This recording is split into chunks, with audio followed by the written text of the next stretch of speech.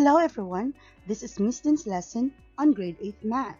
This is the 5th video on factoring polynomials. So ready your notes, ready your pens as we go through learning factoring polynomials. But before anything else, I would like to remind you that there are some instances that I would be asking questions. And if it comes, I would like you to pause the video, think over of what could be the answer, and unpause when you're ready to proceed. In this video, we will focus more on factoring perfect square trinomials. Are you ready? Let's try this first. Can you determine the values that are perfect squares in the following choices? Take your time, think over of which of these are the perfect squares. Pause. Do you have the answer? Yes. 9, 16, s squared, r to the power of 12, and 100 are perfect squares. A cubed, 8, and a to the power of 9 are not. Remember that perfect squares are resulting values of a value multiplied to itself. Another one. Can you determine the square roots of the given values? Think it over. Pause. Do you have the answers? Yes. A to the power of 4, the square root is a squared. For b to the power of 6, it's b cubed. For t to the power of 12, it's t to the power of 6. And m squared is just m. Remember that square root is a value that produces a specified value if multiplied to itself. And now, let's proceed. Which of the following are trinomials? Remember that trinomials are polynomials with 3 terms. Think it over. Pause. Do you have the answers? Yes. These 3 with the hearts are the trinomials. The first one, a to the power of 4 plus b squared, is a binomial. A to the power of 4 is a monomial. While, wait, a squared minus 3 plus 1 has 3 terms. But negative 3 plus 1 can be combined as negative 2. Therefore, a squared minus 3 plus 1 is not a trinomial. So how do we factor polynomials that are perfect square trinomials? Or how do we know that the given trinomial is a perfect square trinomial? Now let's observe the given patterns. The first one, we have a squared plus 2ab plus b squared is equal to the quantity squared of a plus b. With the second one, we have a squared minus 2ab plus b squared is equal to the quantity squared of a minus b. Where did we get this pattern? Now let's see. Let's take out the factored form, which is the quantity squared of a plus b. Notice, this can be rewritten as the quantity of a plus b times the quantity of a plus b. Therefore, we can use the FOIL method. First, let's multiply the first term, a, to the first and the second term of the second factor. So a times a is a squared, a times b is positive ab.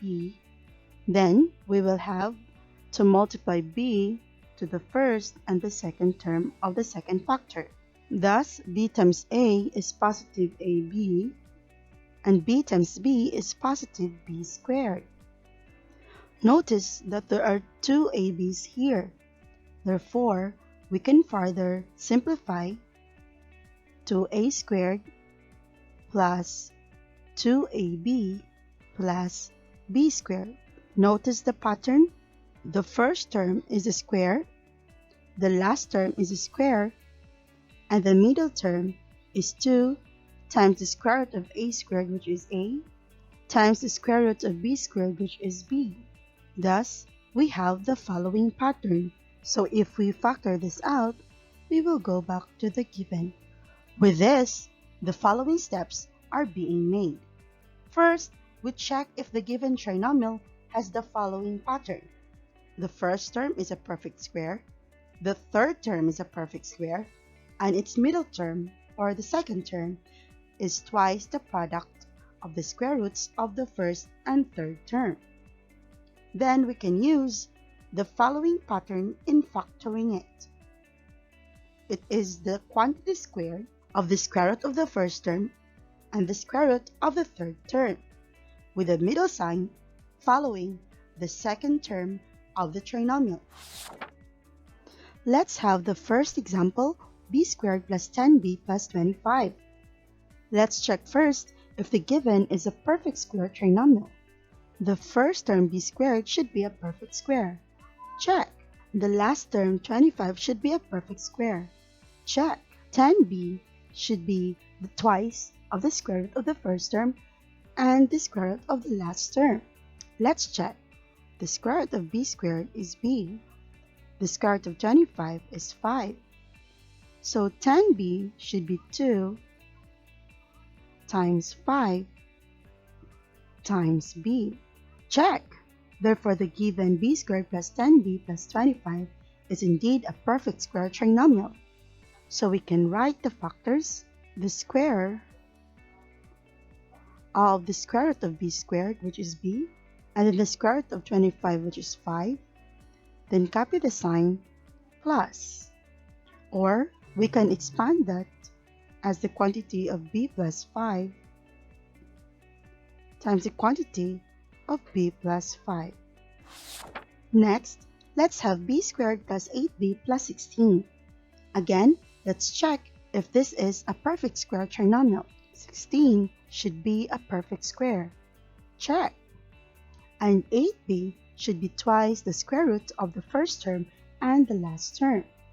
The square root of b squared is b. The square root of 16 is 4.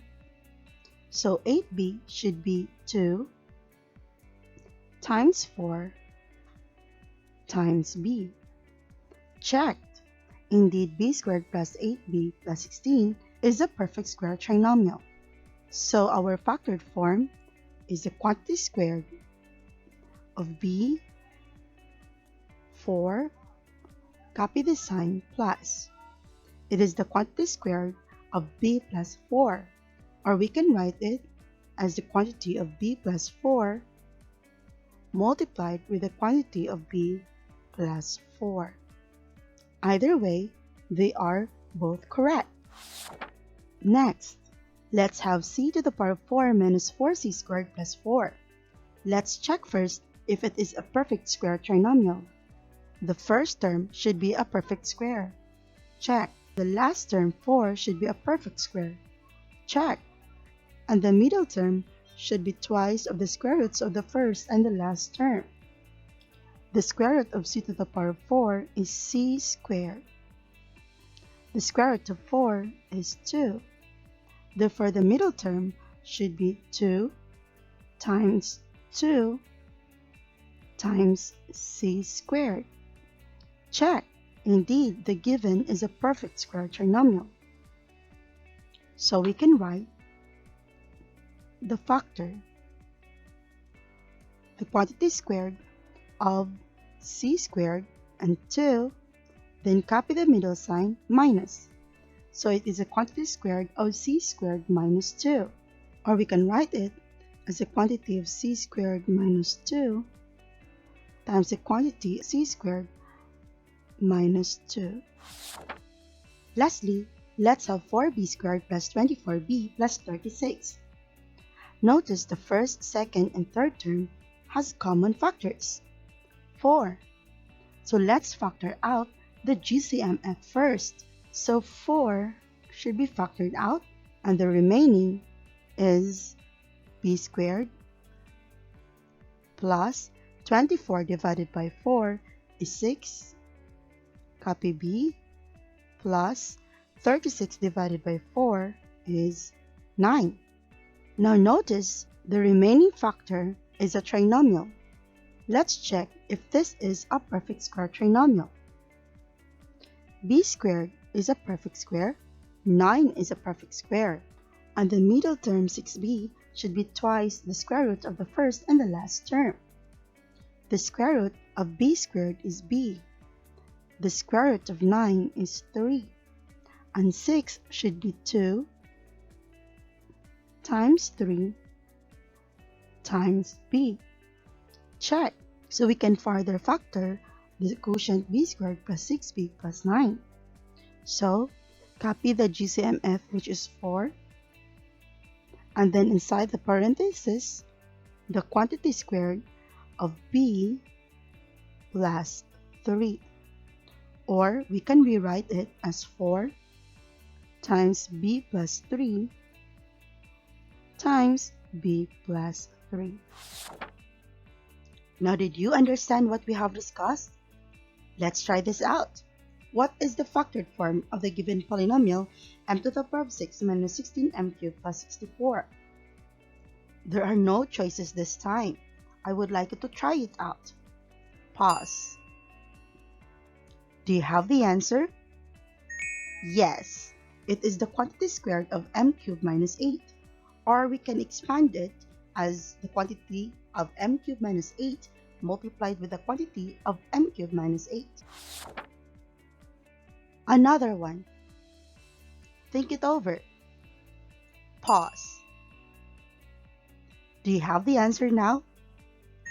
Yes, it's the quantity squared of s to the power of 6 minus 6, or it can be expanded as the quantity of s to the power of 6 minus 6 multiplied with the quantity of s to the power of 6 minus 6.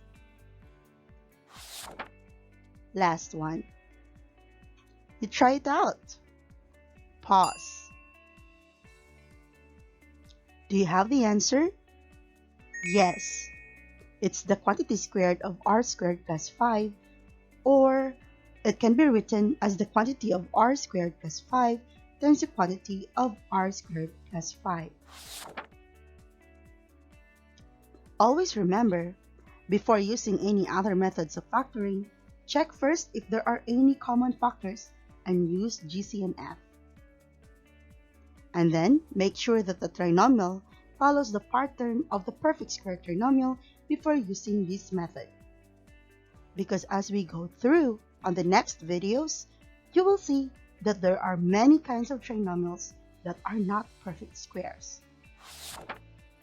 Thank you so much for learning through with me factoring polynomials. Did you take notes? Did you understand? Do you have any confusion? There are more examples in this channel. Try those out. Until next time.